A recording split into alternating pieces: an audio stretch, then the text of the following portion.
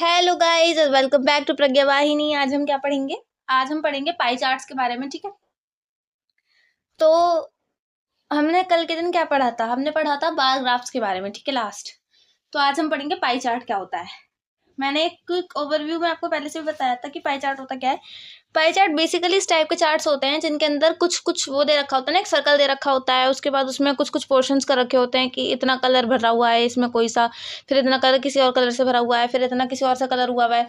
उस टाइप के चार्ट को बोलते हैं पाई चार्ट। ठीक है, जो कि शो करता है कि कौन सी चीज कितनी परसेंट जो है किसी एरिया के अंतर्गत आती है। ठीक है, एक बार और ढंग से समझते हैं इस चीज को।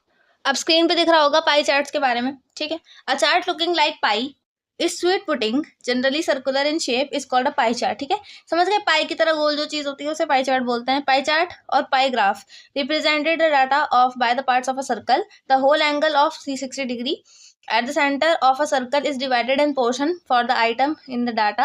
The value of different items of data are represented by the corresponding central angles and sectors of a circle. ठीक है, एंगल से पता चलता है। इसके बाद to draw a pie chart 360 degree is divided by the total values of the item. ठीक, अब कलर हमें कौन कौन से दे रखे हैं? इसके अंदर ब्लू दे रखा है, येलो दे रखा है, ग्रीन भी है और रेड भी है। ठीक है, ब्लू जो है हमारा वो 34 नंबर ऑफ पीपल जो है इसमें 34 है, जो कि 170 डिग्री में फैला हुआ है। ठीक है, ग्रीन जो है वो उसमें 18 लोग हैं और 90 डिग्री में फैला हुआ है। रेड के अंदर 70 डिग्री है और 14 पीपल्स हैं। 30 डिग्री जो है उसके अंदर 6 लोग हैं और ये जो है 30 डिग्री में फैला हुआ है। ठीक है, टोटल वैल्यू ऑफ आइटम्स दे रखे हैं इसमें। नंबर ऑफ पीपल्स जो हैं जितने, टोटल नंबर ऑफ पीपल्स कितने हैं? 72। सेंट्रल एंगल और सेक्टर एंगल जो होता है, यानी कि सेंट्रल एंगल जो बीच में कोण बन रहा हुआ है वो। ठीक है, 360/72 टोटल जितने लोग हैं इज इक्वल टू 5 डिग्री, यानी कि हर एक इंसान के पास कितने होंगे? 5 डिग्रीज होंगे। ठीक है, तो central angle corresponding to blue colour, यानी कि ब्लू वाले जो लोग हैं इनके पास टोटल कितनी डिग्री है? यानी कि 170 डिग्री है। ठीक है, इस तरीके से इन्होंने डिग्री बनाई है। समझो, लोगों को कलेक्ट करके इसके बाद इन्होंने डिग्रीज बनाई है। समझ में आ रही है बात? इसमें है central angle corresponding to green colour, तो 18/5 कर दिया central angle corresponding to red colour, 14/5 कर दिया central angle corresponding to yellow colour, 6/5 कर दिया। हमें सारी डिग्रीज पता चल गई हैं। इस तरीके से इसकी डिग्रीज निकल जाती हैं। ठीक है, समझ में आ गया होगा? बहुत ही ज्यादा आसान चीज थी। आज के दिन लाइन ग्राफ्स और सीख लेते हैं, तो हमारा chapter should be at least at the stage of complete. ठीक है, तो यहाँ पर हमारे लाइन ग्राफ्स क्या है? Line graph is the another way of representing data. जैसे कि आपने देख रखा है यहाँ पर जो ये ग्राफ दे रखा है, ये देखो। ठीक है, इस तरीके का जो ग्राफ होता है इसको लाइन ग्राफ बोलते हैं। यहाँ पर लाइन से मतलब बताया गया होता है कि कौन सा ग्राफ ऊपर जा रहा है या नीचे जा रहा है। ठीक है, तो यहाँ पर समझना है, थोड़ा सा ध्यान से सुनो। ठीक है, तो समझ में आएगा। Line graph is another way of representing data as the name suggests. In the graph we draw lines instead of bars. ठीक है, in line graph there are points and line joining these points constitute a line graph। ठीक है, यानी कि जब जो points हैं उनको जब लाइन ज्वाइन करती हैं वो क्या बनता है? हमारा लाइन ग्राफ बनता है। ठीक है, to construct a line paragraph follow this steps. ठीक है, use two perpendicular axis namely horizontal and vertical. हम दोनों की दोनों एक्सिस को करते हैं। ठीक है, देखो यहाँ पर ये हॉरिजॉन्टल है और ये वर्टिकल है, लेकिन हमने दोनों को कर रखा है। हम वर्टिकली ऊपर ऊपर ऊपर ऊपर बढ़ रहे हैं और हॉरिजॉन्टली भी जा रहे हैं। समझ में आ रहा होगा अगर इसे देखा तो। ठीक है, इसके बाद है use horizontal axis for fixed data, likewise marks numbers of students in the class etc. ठीक है, mark points at equal distance in horizontal and vertical axis. Now start marking points in the area or region show covered by the both of the axes. To understand it, look at the following. In computer test Deepak secured marks in 5 months are given below। ठीक है, एक बच्चे के बारे में बात हो रही है जिसने 5 मंथ तक एक मार्क्स मतलब मैथ के टेस्ट दिए हैं, उसके मार्क्स बताए गए हैं। जनवरी में उसके मार्क्स 50 थे। ठीक, फरवरी आते आते उसके मार्क्स 70 हुए, मार्च में 82 हुए, अप्रैल में 90 हुए, लेकिन मई में आते आते उसके मार्क्स घट गए। ठीक है, अब यहाँ पे मुझे क्या पता चल रहा है कि उसकी प्रोग्रेस हो रही थी कहाँ तक? अप्रैल तक, लेकिन मई में उसके मार्क्स एकदम से घट गए हैं। समझ गए? तो यहाँ पे क्या हो रहा है? यहाँ पर वो मेहनत कर रहा था ज्यादा, लेकिन यहाँ आते आते उसको क्या हो गया कि उसकी मोरल जो हो गया, या तो उसको आ गया थोड़ा सा एटीट्यूड। ठीक है, कि मेरे को तो आता है, काफी कुछ आता है, तो उसने मेहनत करना थोड़ा सा कम कर दिया। मेहनत वो कंटिन्यू नहीं कर पाया, इसकी वजह से उसके मार्क्स जो थे एकदम से गिर गए। समझ गए? तो ये क्या है? डीमेरिट है। ठीक है, जब मार्क्स एकदम से गिर जाते हैं। ठीक है, तो horizontal axis is taken as showing months यानी कि हॉरिजॉन्टल जो है वो क्या शो कर रही है हमारी, ये जो हॉरिजॉन्टल है ये मंथ शो कर रही है। Vertical axis is taken as showing marks obtained, ये जो हमारी वर्टिकल एक्सिस है ये क्या कर रही है, मार्क्स शो कर रही है। Pink colour points are showing marks, जो मार्क्स हैं वो पिंक कलर पॉइंट शो कर रहे हैं। देखो इनको अगर यहाँ से मिलाओगे तो सीधे सीधे मार्क्स दिख रहे हैं, नहीं दिख रहे। Now we join the points marked, can we clearly predict in which Deepak did well. हमें ये पता चल रहा है इनको ज्वाइन करने से कि कहाँ कहाँ पर उसने बढ़िया करा है। और मेरे हिसाब से सबसे ज्यादा बढ़िया उसने करा है जनवरी से फरवरी के बीच में, क्योंकि वहां उसके डायरेक्टली 20 नंबर बढ़ते हैं, जहां उसके फरवरी से मार्च के बीच में 12 ही नंबर बढ़ रहे हैं। और मार्च से अप्रैल के बीच में बेशक 8 ही मार्क्स बढ़ रहे हैं, लेकिन उसे सबसे बेकार जो किया है वो अप्रैल से मई के बीच में किया है, क्योंकि वहां पर उसके 25 नंबर जो उसने बढ़ाए थे वो घट रहे हैं डायरेक्ट। जहां उसने 50 नंबर बढ़ाए वहां पर उसने 25 नंबर कम कर लिए डायरेक्ट। तो ये पागलपंती नहीं हुई क्या, पागलपंती हुई है ना। तो इसीलिए अब देखो नीचे क्या लिखा हुआ है, रिमेंबर इट में horizontal axis known as X axis and the vertical axis known as Y axis. ठीक है, इसको हम क्या बोलते हैं, इसको हम बोलते हैं एक्स कोऑर्डिनेट और इसको बोलते हैं वाई कोऑर्डिनेट। ठीक है, इस पर जितनी भी आपकी लाइंस बनेंगी वो एक्स एक्सिस की कहलाई जाएंगी।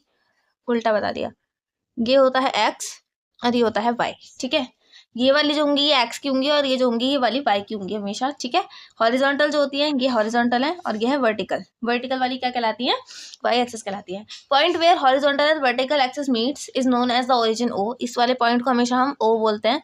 कहीं कहीं पर आपको कुछ और लिखा हुआ मिल सकता है, लेकिन यहाँ हमेशा ओ ही रहता है। ठीक है, ज्यादातर।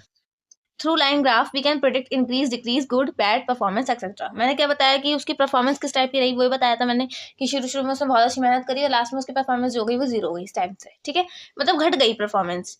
अब अगर 0 होनी होती तो ये क्या होता है, ये वाला जो लाइन है वो यहाँ पर आके टच हो जाती है। ठीक है, तो उसको हम घटना बोल देते हैं। 0 पर यहाँ पे ये जो चीज़ है ये बिल्कुल 0 हो जाता तो हम कहते हैं कि ये घट गई है, लेकिन यहाँ पर इसकी कितने हैं 75, तो ये हम ये नहीं कहेंगे कि घट गई है, इट विल बी सेम।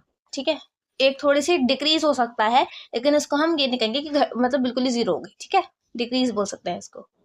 अब इस वाले ग्राफ के अंदर क्या है कि 202 से लेकर 207 तक the number of students they रखा है।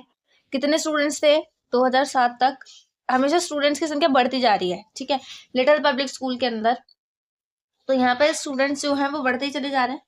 ठीक है, 2002 में जो नंबर ऑफ स्टूडेंट्स थे वो 1200 थे। 2003 में कितने हो गए, 2003 के अंदर 1500 हो गए। 2004 के अंदर कितने हो गए, 1800 हो गए। 2005 में 2000 हो गए। 2006 में 2400 हो गए और इसके बाद में 2007 में हमारे 2600 हो गए। ठीक है, इसके अंदर देखोगे तो सेम यही चीजें लिखी हुई हैं, उन्हें नीचे टेबल में करके दिखा दिया इन्होंने। तो फ्रॉम द ग्राफ आपको क्या क्या भरना है, what was the increase in the number of students from 2003 to 4। 3 से 4 में कितने नंबर ऑफ स्टूडेंट्स बढ़े हैं, तो 500 थे, यहाँ पर 800 गए। देखो 1000 तो है ही दोनों में कॉमन। ठीक है, 500 यहाँ पर भी थे, 500 यहाँ पर भी थे, इसमें कितने ज्यादा है, 300 ज्यादा है ना, 300 बढ़ गए हैं। Between which 2 years was the increase equal to 200। 200 बच्चे किस साल के बीच में बढ़ रहे हैं, देखो यहाँ 400 थे, यहाँ 600 हो गए। ये 2006 से 2007 के बारे में बात है। ठीक है, और कहीं पे भी 200 बच्चे नहीं बढ़ रहे। देखो 2006 से 2007 के मामले में है। और अगर आप यहाँ पे देखोगे तो ये 18 और ये 20, इसमें भी 200 ही बढ़ रहे हैं। तो यहाँ पर 2004 से 2005 के बीच में भी 200 बच्चे ही बढ़ रहे हैं। सही है, इस तरीके से कर सकते हो। इसके बाद अगर आप देखोगे तो आपको क्या मिलेगा, between which 2 years was the increase at the least. ठीक है, सबसे कम बच्चे कब बढ़े हैं, किन 2 सालों में सबसे कम बच्चे बढ़े हैं।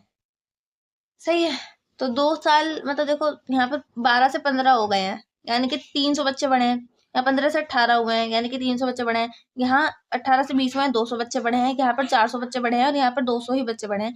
यानी कि किन 2 सालों में सबसे कम बच्चे बढ़े हैं, एक तो 2004 से 5 में और 2006 से 7 में कम बच्चे बढ़े हैं। ठीक है, तो ये सेम ही आंसर आप कॉपी करेंगे। What was the increase between 2006 और 7। 2006 और 7 के बीच में क्या इंक्रीज था, तो यहाँ पर 200 का था, 200 बच्चे बढ़े हैं केवल यहाँ पे। What was the increase from 2002 से 2007। 2002 से 2007 के बीच में क्या इंक्रीज था, तो 2007 में जितने बच्चे थे 2600 बच्चे थे, उसमें से 1200 घटा दो तो आपको पता चल जाएगा कि इंक्रीज कितने हुए हैं। ये और ये तो थे ही, इनमें से बीच के बच्चे कितने हैं वो हमारे इंक्रीज हैं, तो 0 0 आ जाएगा। 6 में से 2 गए बच्चे 4, 2 में से 1 गया बच्चा 1, यानी कि 1400 बच्चे और आए हैं। ठीक है, 1400 बच्चे और आए हैं और ये आपका फाइनल आंसर हो गया। कल से हम क्या करेंगे, इसकी एक्सरसाइज करेंगे, क्योंकि आज के दिन हमने अपना पूरा चैप्टर फिनिश कर लिया है। जो भी आपको थ्योरी थी, जितने भी तरीके के चार्ट थे, पाई चार्ट था आपका, बार ग्राफ था और सब तरीके के स्ट्रेट लाइन ग्राफ भी थे, कुछ और पाई ग्राफ भी थे, लाइन ग्राफ्स भी थे, सब तरीके के ग्राफ मैंने आपको पढ़ा दिए हैं। एक आपको स्ट्रेट वाला जो लाइन टेबल टाइप्स होती है वो सब भी पढ़ा दिया है। कल के दिन हम ग्राफ मतलब एक एक्सरसाइज देखेंगे हमारी क्या है, उस टाइप के क्वेश्चंस करने की अटेम्प्ट करेंगे जो कि एग्जाम्स में डायरेक्ट बनते हैं, ठीक है, क्योंकि एग्जाम्स में डायरेक्ट ओरिएंटेड क्वेश्चंस आएंगे तो आपके लिए ज़्यादा सही रहेगा। पीवाई उस टाइप क्वेश्चंस हम करेंगे कल के दिन, ठीक, तो आपको ज़्यादा हेल्प मिलेगी उससे। तो फिलहाल के लिए please like to our videos, ठीक है, हमें अपना सपोर्ट दिखाइए, आप हमारे चैनल को सब्सक्राइब करें, वीडियो को लाइक करें, शेयर करें, अपने थॉट्स आप कमेंट करें कि आपको किस तरीके से वीडियोस और ज़्यादा चाहिए और किस तरीके का कंटेंट आप चाहते हैं कि हम अपने इन वीडियोस में ऐड करें, ठीक है। ऑल दो आप हमारे जो चैनल है इसको सब्सक्राइब ज़रूर से कर लें ताकि आपको नए वीडियोस के अपडेट सबसे पहले मिलते रहें और हमारा भी फैमिली थोड़ी सी ग्रो करे यूट्यूब की, ठीक है। So I'll see you soon in our next lecture. Till then, take care of yourself and thanks for watching. Bye bye.